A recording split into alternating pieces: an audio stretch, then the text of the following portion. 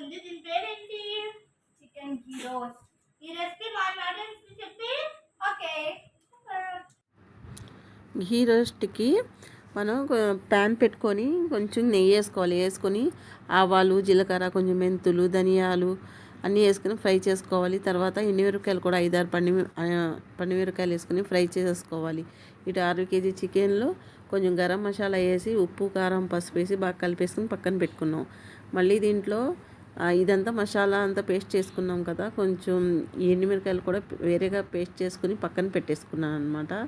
ఈలోపు ఆయిల్ పోసేసుకొని మనం ఫ్రై చేసుకున్న మసాలా ముద్ద కొంచెం పచ్చివాసన పోయేలాగా వేగించేసుకొని మనం కలిపి పెట్టుకున్న చికెన్ కూడా వేసేసుకొని దాంట్లో వేస్ట్ వాటర్ అంతా ఇంకిపోయేలాగా ఫ్రై చేసుకోవాలి. లాస్ట్లో కొంచెం గరం మసాలా వేసేసుకొని కొంచెం పెరుగు, చిలిగిచ్చిన పెరుగు కూడా వేసుకొని